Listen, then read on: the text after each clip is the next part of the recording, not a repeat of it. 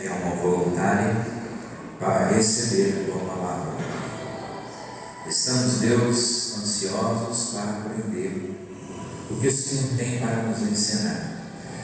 Espírito Santo, nos usa nesta noite para que possamos crescer na graça e na fé, e a tua palavra trazer bênçãos, milagres, crescimento nas nossas vidas. Seja nós aqui na igreja ou aqueles que pela internet nos assistirem. Que a bênção de Deus seja completa, que a bênção de Deus seja poderosa e que nós possamos, ó Deus, em nome de Jesus, praticar o que o Senhor nos ensina nesta noite.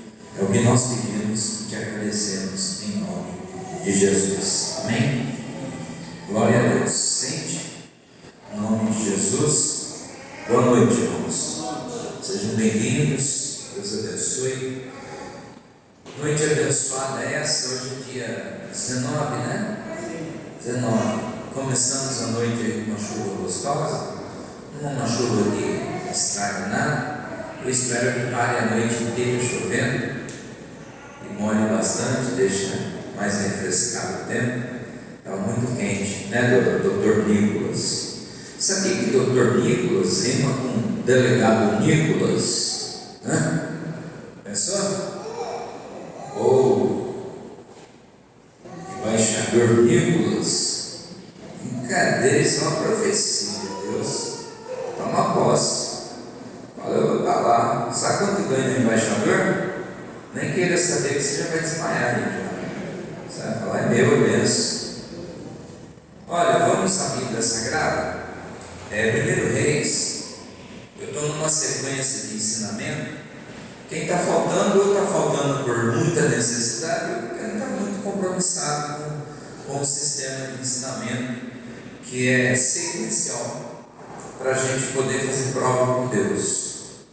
Que todo culto eu estou ensinando uma sequência de ensinamento de como fazer prova com Deus. Não só aqui na igreja, né? Frequentar a igreja não vai alterar muito a nossa vida. A gente precisa aprender. Quer fazer prova com Deus? A gente precisa aprender a fazer prova com Deus. Então hoje a gente vai continuar 1 Reis capítulo 18. No culto passado eu ensinei algumas lições importantes. Hoje eu vou ensinar uma lição que é sequência da lição passada. 1 Reis 18, versículo 30. Eu não vou ler ainda, eu só vou explicar o que aconteceu até o 30, para depois você entender do 30 para frente. Aqui é o seguinte: a Jezabel, mulher do rei Acabe, ela já tinha mandado matar todos os profetas. Havia já sido banido da face da terra todos os profetas de Deus, menos um, profeta Elias. O profeta Elias estava vivo ainda. Ela não conseguiu exterminar com ele. E o profeta Elias foi até então ao rei Acabe, a rainha Jezabel, e fez um desafio, lançou um desafio. Disse que o Deus de Acabe e de Jezabel não era verdadeiro, era um Deus falso, o Deus Baal, o Deus Sol. E disse: eu lanço um desafio. Você pode pegar os seus 400 profetas de Baal e os 450 de Azera, que são 850 profetas. Você pode juntar todos eles contra eu ou contra mim sozinho. Vai ser 850 contra um. Não tem nem proporção, né? 850 homens contra um. E o Elias falou publicamente, no meio da multidão, no meio da cidade.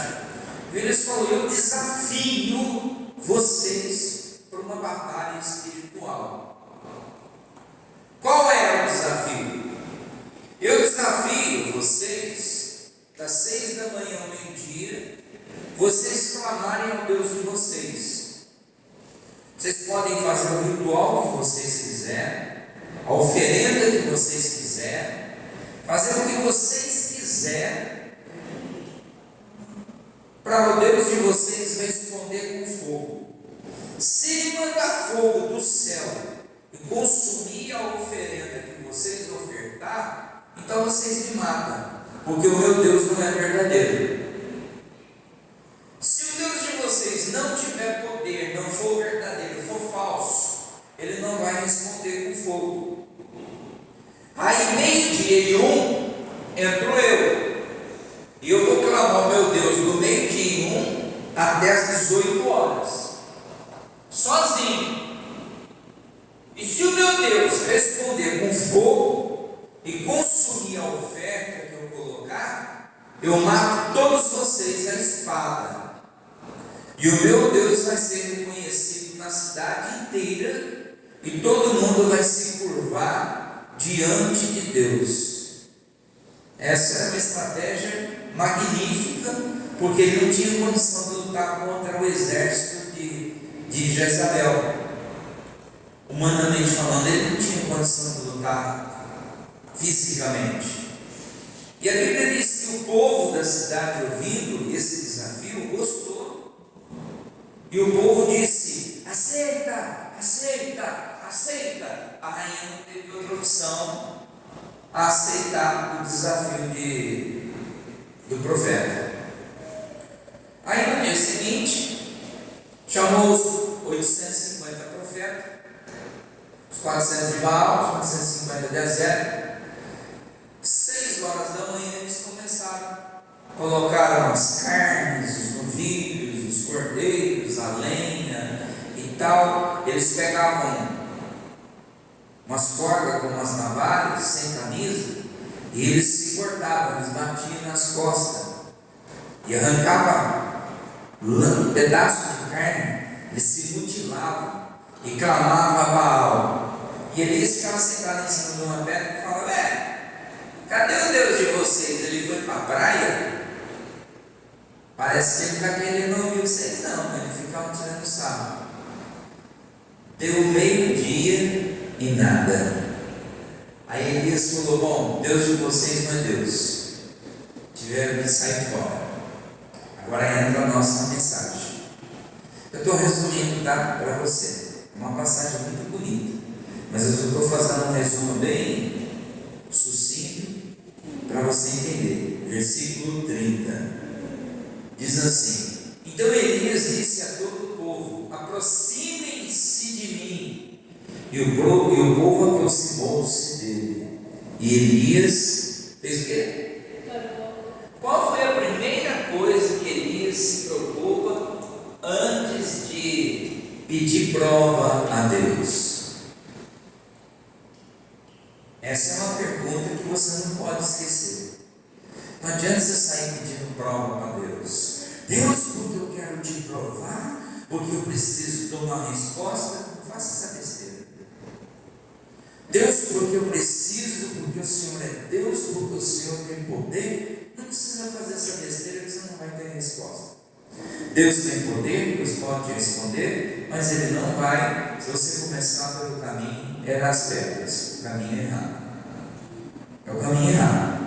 Você tem que começar por esse caminho. Esse é o caminho certo. Eles falam assim: eu vou dar um exemplo para você. Eu acho que aqui todo mundo tem, eu já teve carro.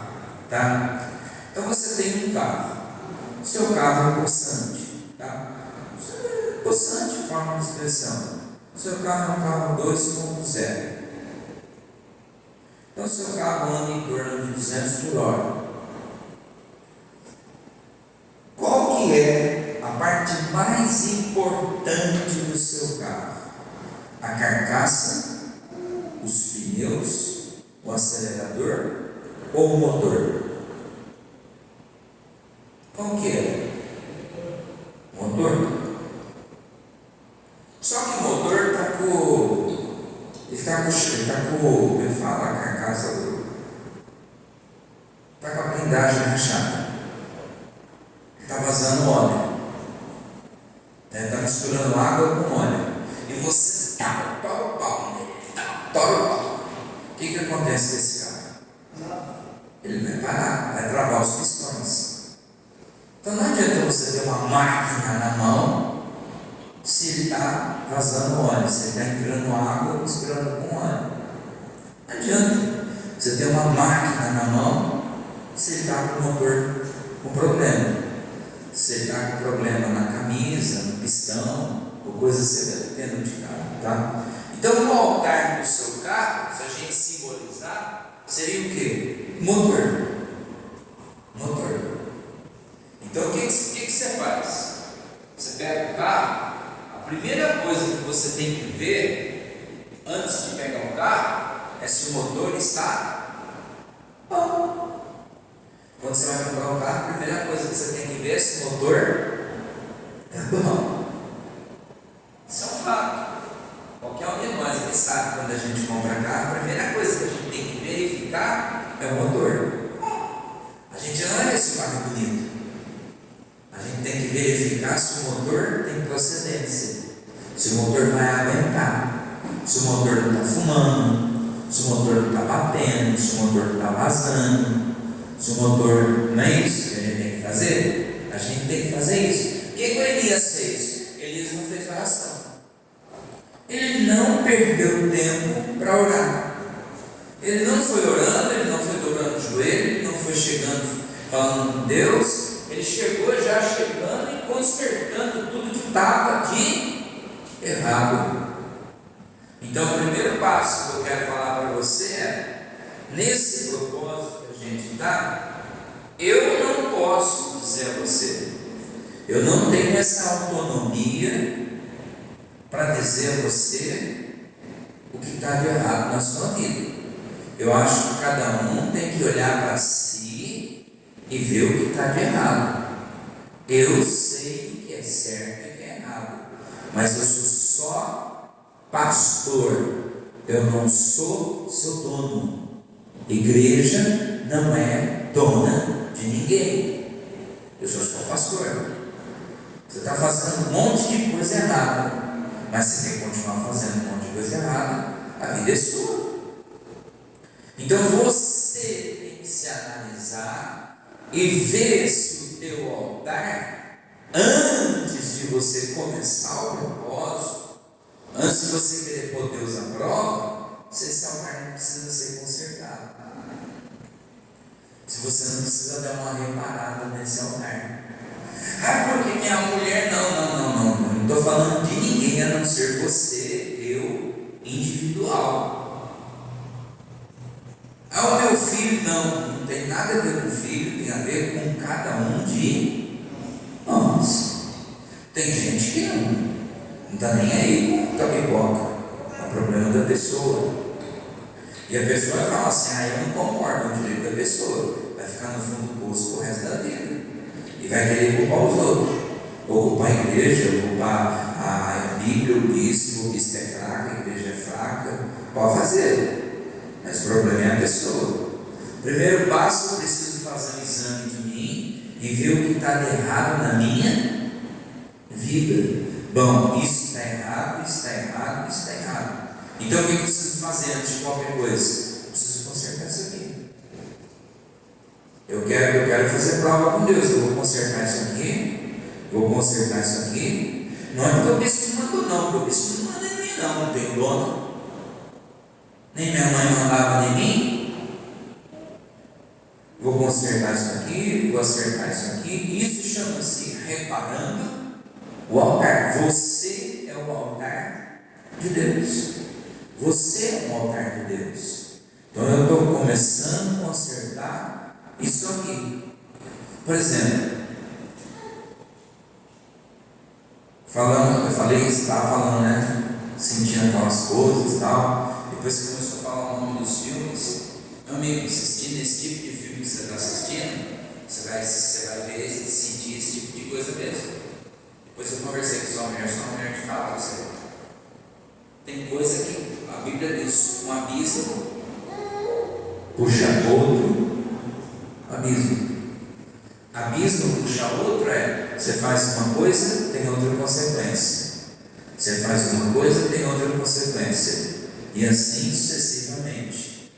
Jonas fugiu de Deus, passou por uma tempestade, passou por fundo do mar, foi para a barriga do peixe, tudo porque fugiu. Por que eu estou no inferno? Consequência. Ação, causa e efeito. Ação, causa e efeito. Então eu preciso, o primeiro passo, me avaliar como cristão. Me avaliar como cristão.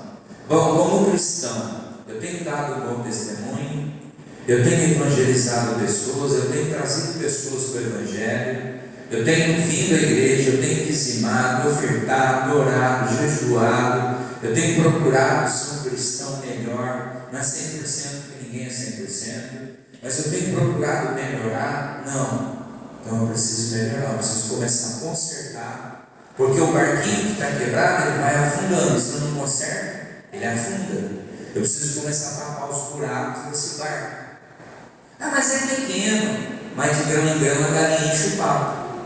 Eu preciso começar a acertar, tapar os buracos desse barco. Como o modelo de Elias, Elias fez o quê? Ele, primeiro passo, acertou o altar de Deus. Diga, eu preciso consertar o altar de Deus. Eu mesmo. Isso. Mas a fulana, não. É você. Quem tem ouvidos, ouça. Então não fique querendo apontar defeito do outro. Se o outro quer ir para o inferno, é problema dele. Se o fulano, o beltrano, o ciclano quer ir para o inferno, que vá. Mas se Deus está falando com você, conserta. Então Davi, ele se aproximou-se do povo e ele reparou o altar do Senhor que estava quebrado. O que quebra um altar? O que destrói o altar de Deus? Xingar. Mas na hora do nervoso, bispo. Mas o que faz mal para uma pessoa não é o que entra na boca da pessoa, é o que sai pela boca da pessoa.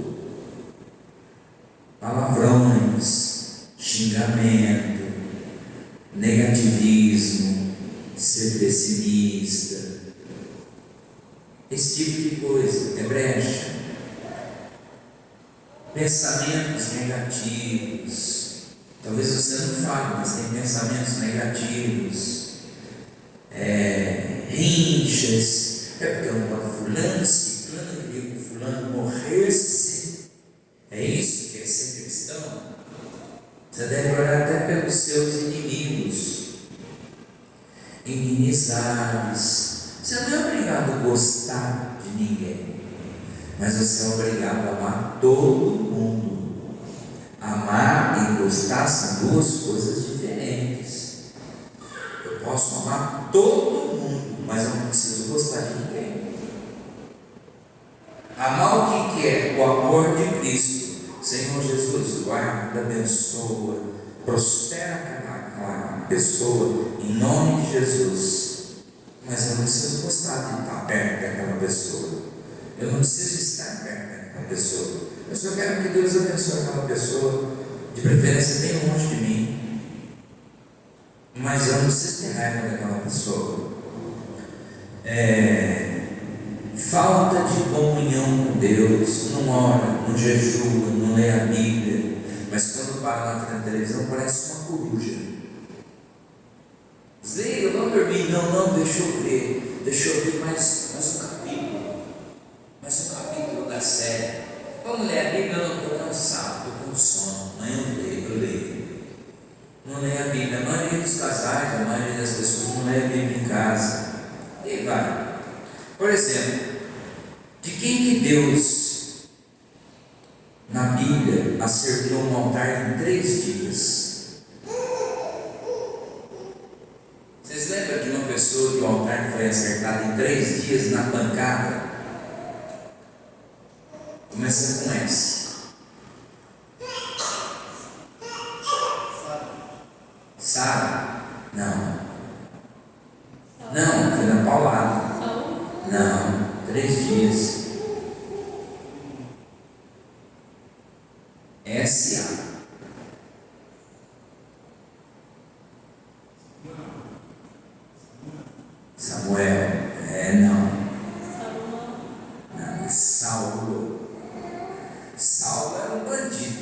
tranqueira, inferno.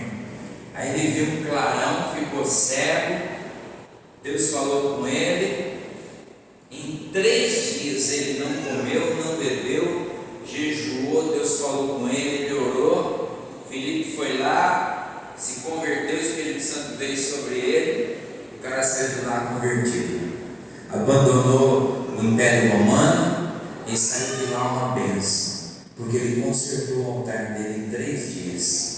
É difícil isso, é difícil você continuar do jeito que está, que você pode talvez não ter nem sequer o amanhã. Às vezes você não tem nem sequer o amanhã. A gente não sabe. Então Paulo, ele teve o altar dele reparado em 3 dias. Segunda coisa, vou continuar aqui. Não, tudo bem. Vou deixar aqui, não vou ler, só vou ficar no 30, tá? Ele reparou o altar de Deus.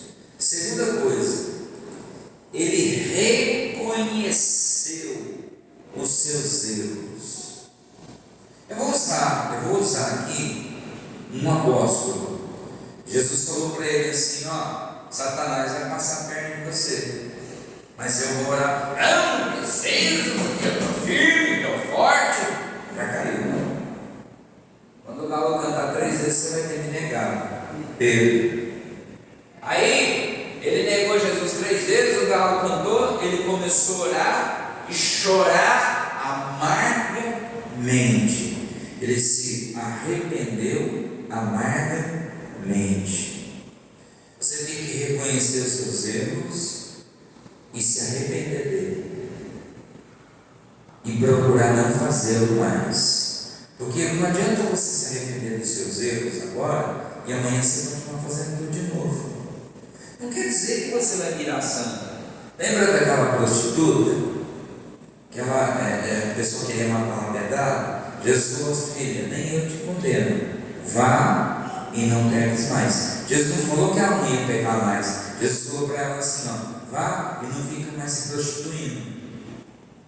Era isso que Jesus estava falando para ela. Sai dessa vida, mulher, vai trabalhar de faxineira, vai cortar cana, vai fazer qualquer coisa, se não sabe fazer outra coisa, sai da prostituição. Mas ela ia pecar, mas não aquele pecado. Então o que Pedro fez? Pedro chorou amargamente: nunca mais nessa vida eu vou negar Jesus. Tanto que na Bíblia você não vê Pedro negando Jesus, nem na hora da morte. Pedro não nega Jesus nunca mais. Então eu preciso consertar meu altar, reconhecer meus erros, começar a consertar, pedir perdão a Deus. Porque eu quebrei o propósito, eu faltei na Santa Ceia, porque eu não fiz isso, não fiz aquilo. Para com isso. Volte a Deus, peça perdão, reconheça seus erros, comece do zero, mas coloque um propósito: eu quero fazer certo. Terceira coisa, Paulo pediu, Elias pediu perdão a Deus. Elias, na sua oração de consertar o altar, ele pede perdão a Deus pelos erros, não só dele, até dos profetas que vinham, porque a maioria estava com medo da morte. Elias faz uma oração de pedido de perdão. Você quer ver um exemplo disso? Lembra do rei Ezequias que recebeu a sentença de morte? Você vai morrer essa noite e não vai viver? O que o Ezequias fez? Chorou, reclamou, mendigou, culpou Deus, brigou com os outros? Não. Virou-se para a parede, lembrou Deus do que fez e se arrependeu amargamente de todos os seus erros. Deus olhou para ele e falou: não vou morrer mais, eu te dou mais 15 anos de vida. Então se voltar para Deus verdadeiramente quebrantado, se arrepender do que já fez. Mas eu me arrependi. Mas se arrependeu ao ponto de confessar para Deus os seus erros? Não é confessar para homem. Homem não tem poder de pecar, de perdoar você. Terceiro, quarto. voltar para trás, eu vou acertar, se me desculpa. Ninguém é que tem o poder de voltar atrás e consertar mais. O estrago que você já tinha que ter feito lá atrás, ou que alguém tinha que ter feito, já foi feito e não tem como mudar. O que tinha que acontecer já aconteceu. Não adianta. Aí o James Bond fala aqui para mim eu não queria ter um Nicolas. Eu sei que não tem nada a ver, tá? Eu não queria ter um Nicolas. Tem como voltar atrás e voltar o Nicolas para a origem dele? Não. O Nicolas era o propósito de Deus. Os filhos são herança do Senhor. O Theo, porque por tudo que aconteceu, é o propósito de Deus. Está entendendo o que eu estou falando? Capucho, gente, olha o Capucho falando, Capucho não era para ter nascido. Capucho não era para ter nascido. Era o que é? A família dele. Cada um de nós tem um propósito. Então eu não posso mudar o meu passado. O que eu posso é mudar agora, hoje. Eu posso mudar minha mentalidade hoje. Lá atrás, eu posso mudar o olhar que eu tenho para trás. Ao invés de eu ficar ressentido, magoado, revoltado, eu posso olhar para trás e ver que o que foi.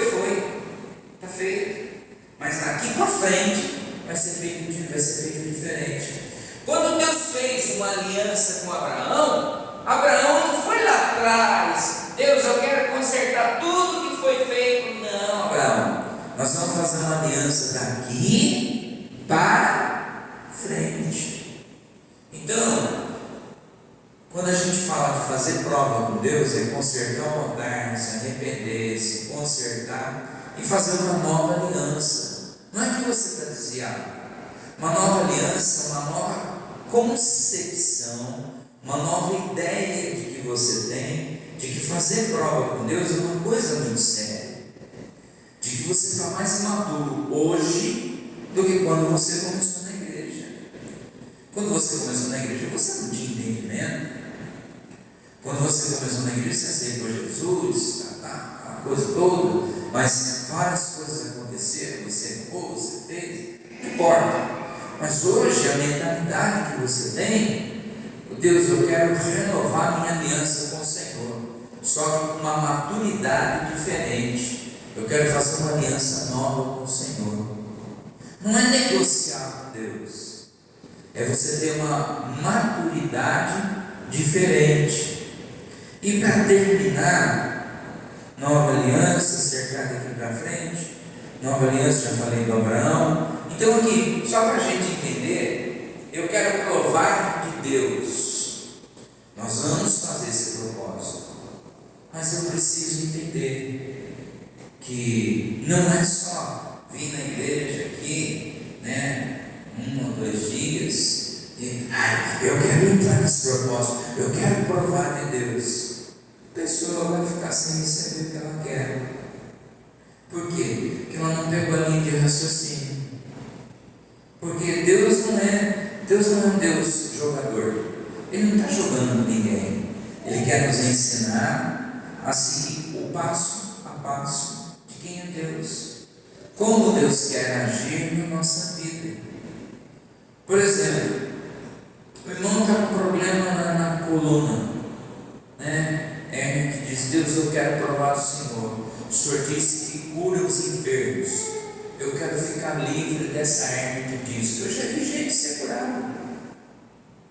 Acaba o propósito, o irmão faz uma ressonância, some a hernia de disco. Diz que eu provei de Deus, eu não tenho mais hernia de disco. Hernia de disco não some, só se por um milagre. Eu estou com. Agora, só que não é só vir aqui e fazer só o básico.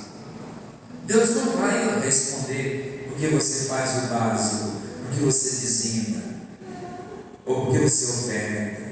Não, Deus não quer o meu dinheiro. Deus ele quer que eu aprenda a entender como é a mentalidade de Deus. Deus ele quer que eu aprenda que Ele e eu somos só. De que se eu entender como Deus opera, Ele vai passar por mim esse poder vai transferir milagre na minha vida, e eu vou ser um testemunho vivo do nome de Jesus. Diga assim seja. Aí você fala, eu quero fazer prova com Deus. Beleza, vamos consertar o nosso altar, vamos preparar o nosso altar, nós vamos fazer o que a Bíblia nos ensina sequencialmente. Nós nem terminamos novembro ainda. No culto de quinta-feira eu vou continuar ensinando ainda sobre passos para a gente poder provar de Deus. Eu não quero ficar aprendendo. Então continue se queixando das suas dores e dos seus problemas. Eu quero provar de Deus ainda esse ano, antes do Natal. Eu quero e vou provar de Deus. Mas por que o senhor fala com convicção? Porque Deus disse, façam prova de mim. Eu quero fazer prova de Deus. Talvez um quer provar na área da saúde, um quer provar na área espiritual, um quer provar na área financeira, um quer provar na área conjugal. Provar que Deus está relacionado àquilo que você tem necessidade. Isso é relativo, isso não é regra. Provar que Deus é permitir que Deus passe o seu poder sobre aquela área necessitada e você seja abençoado. Diga assim seja. Curva a sua cabeça, feche seus olhos. Senhor nosso Deus, nosso Pai, eu quero agradecer pela tua palavra, que essa palavra traga luz, entendimento, e que nós possamos ter atitude mediante esse ensinamento. Aqui nós aprendemos hoje, ó Deus, através do profeta, que a primeira coisa que ele fez foi reparar o altar. Hoje a lição é reparar o altar. Não adianta querer resultado, milagre, com o altar quebrado ou torto. Nós precisamos reparar o altar. E não adianta querer começar hoje, ou achar que sair na frente dos outros vai ser, a pessoa vai ser mais abençoada. Não, nós vamos fazer isso numa sequência. Nós vamos ter o dia de reparar o altar. Mas a pessoa tem que começar a observar aquilo que ela precisa reparar, o que ela precisa consertar com Deus, e que essa pessoa possa, Deus, colocar em prática tudo aquilo que ela aprendeu aqui e que ela vai aprender. E os que não vieram hoje, venham quinta, sexta, porque tem muita lição sobre prova com Deus, e que o povo assim possa provar do Senhor em qualquer área, em nome de Jesus. Amém. Pessoal da internet, até quinta-feira, forte abraço.